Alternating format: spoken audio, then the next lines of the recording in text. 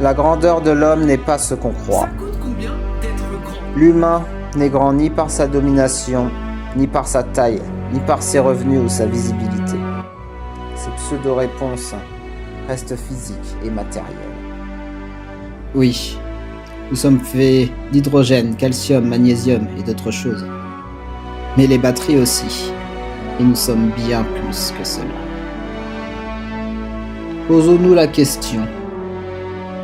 Sans phare.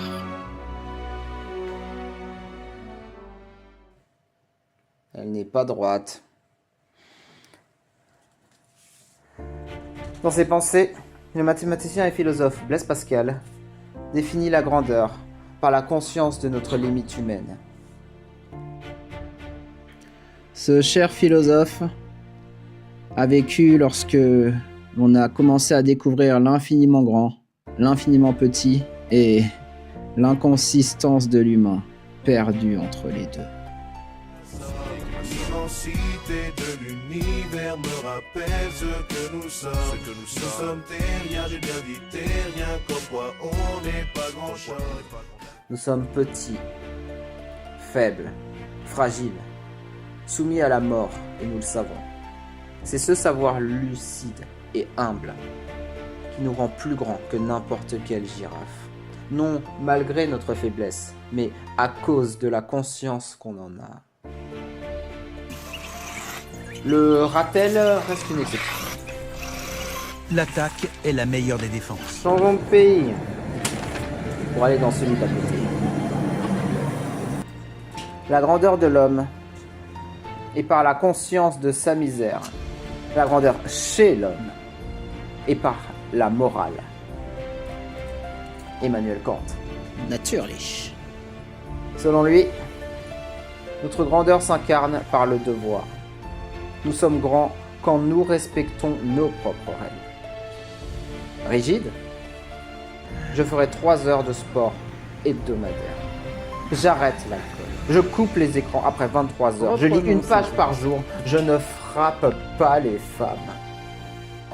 Rigide? Vraiment? Je vous propose l'expérience suivante. 3 semaines où vous vous imposez de faire ce que vous vous dites. 3 semaines.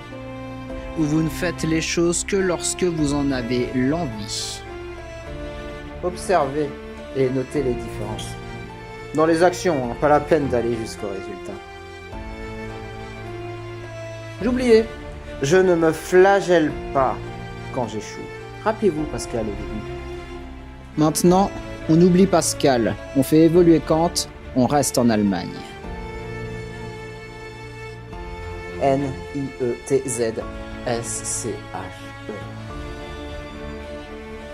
Pour Nietzsche, la grandeur passe par l'affirmation de soi.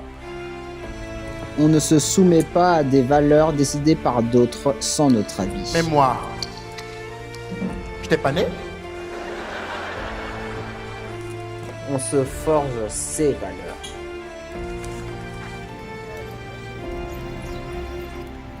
Pour l'un, c'est être juste.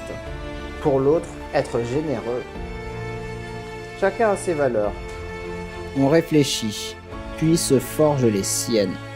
On s'affirme pour elle. On ne s'écrase pas pour celle d'un autre et, évidemment, On n'écrase pas celle de l'autre. faites votre liste. Plusieurs apparaîtront. Certaines négociables, d'autres non. Jusqu'à ce que les expériences vous fassent modifier l'ordre. Ça arrive quand on a la chance de vivre assez longtemps. Nietzsche a terriblement souffert. Physiquement, pas seulement. Il préférait souffrir éternellement la même vie plutôt que le néant. Pourquoi? Parce que pour lui, la grandeur, c'est créer, se dépasser et dire oui. Même quand c'est dur, même quand on souffre, être grand, c'est dire oui à la vie. Assez du blabla écrit par d'autres. Qu'est-ce que la grandeur pour vous? Je ne vous demanderai pas de commenter, mais pensez-y à l'écrit, même de votre côté. En ce qui me concerne, La grandeur passe par la vue. Mais lever les yeux et baisser le regard sont des nuances qui ont leur importance. Pour moi, la grandeur passe par la longévité du bien qu'on laisse derrière soi.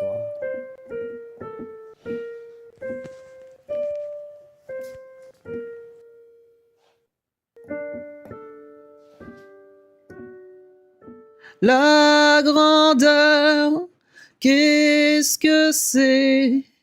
Des âmes animent des objets, ils font projeter des ombres plus bas à des prisonniers